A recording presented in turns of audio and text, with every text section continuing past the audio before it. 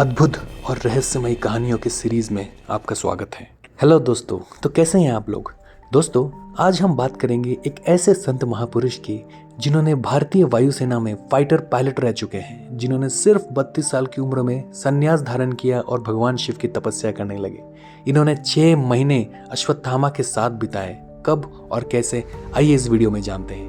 Pilot बाबा का जन्म 1938 में बिहार के सरसावा जिले में हुआ। देशभक्ति और मातृभूमि से प्यार उनको भारतीय वायुसेना में ले गई, जहां 1957 में वो फाइटर पायलट बने। इन्होंने 1962, 1965 और 1971 में चाइना और पाकिस्तान के साथ लड़ाई की और उसमें अहम भूमिका निभाई। इन्होंने अदम्य साहस और वीरता के लिए इन्हें वीर चक्र और विशिष्ट सेवा मेडल से भी सम्मानित किया गया। इन्होंने सबसे कम अल्टीट्यूड में फ्लाइंग करने का भी रिकॉर्ड इनके नाम है।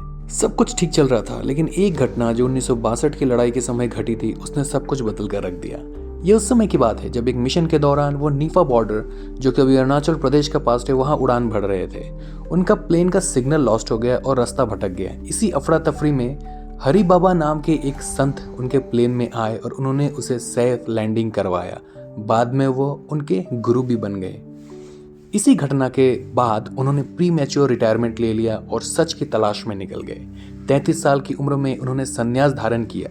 उन्होंने हिमालय की कंदराओं में जाकर 16 साल कठोर तपस्या की। इसी दौरान उनकी मुलाकात कई महान ऋषियों से हुई। उन्होंने अलग अलग ग्लेशियर्स में जाकर कठिन तपस्याएं की। इसी दौरान उनकी मुलाकात महावतार बाबा से हुई।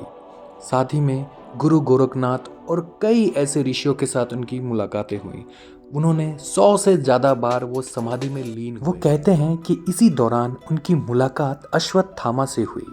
वो अश्वत्थामा के साथ उन्होंने अपनी ज़िंदगी के 6 महीने बिताए। इसकी एक अलग घटना है, आइए जानते हैं। बट इससे पहले उनकी कुछ किताबें हैं दोस्तों, जो आपको ज़रूर पढ़ना चाहिए। एक बार की बात है, पायलट बाबा और पहाड़ी बाबा हिमालय में विचरण करते हुए जंगल की ओर चलने लगे और बहुत अंदर जाने पर उनको कुछ गुप्त आदिवासी मिले, जिन्होंने उनका स्वागत किया और उनके रहने और खाने का बंदोबस्त किया। इन आदिवासियों की अपनी एक सभ्यता थी। इन्होंने पहाड़ी बाबा और पायलट बाबा का बहुत ख्याल रखा।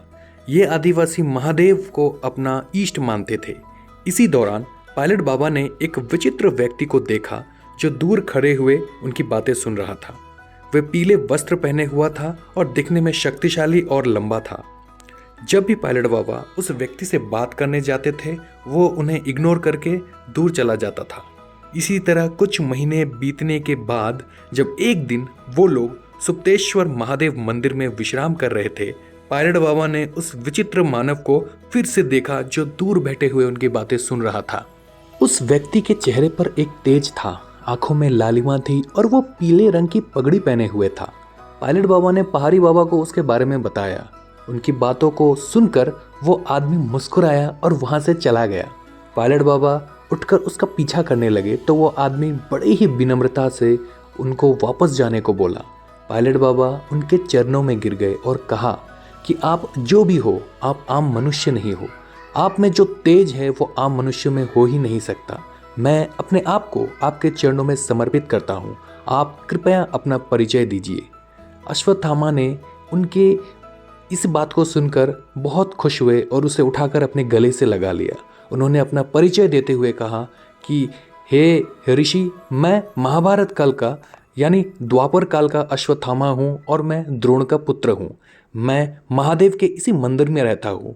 मैं इन्हीं हिमालयों में जाकर कृपाचार्य और विदुर से भी मिलता हूँ। इसके बाद पायलट बाबा और पहाड़ी बाबा ने अश्वत्थामा जी के साथ 6 महीने उन्हीं कंदराओं में बिताया। इसके बाद एक दिन अश्वत्थामा ने उनसे अलविदा लेते हुए कहा कि अपना ख्याल रखना और मानवता का ध्यान रखना, और वे हिमालय के कंदराओं में विलुप्त हो गए। तो दोस्तों, आपने देखा कि कैसे एक फाइटर पायलट सन्यासी बना, कि कैसे एक आम आदमी तपस्या और त्याग से महान व्यक्ति बन सकता है। पायलट बाबा उसका जीता जागता उदाहरण थे। पायलट बाबा के कई शिष्य हुए। उन्होंने मार्गदर्शन और उनके ज्ञान को ये देश हमेशा याद रखे। तो दोस्तों, इसी तरह के वीडियोस को और देखने के लिए, कहानियों को सुनने के लिए please subscribe my channel. Thank you very much and जय हिंद।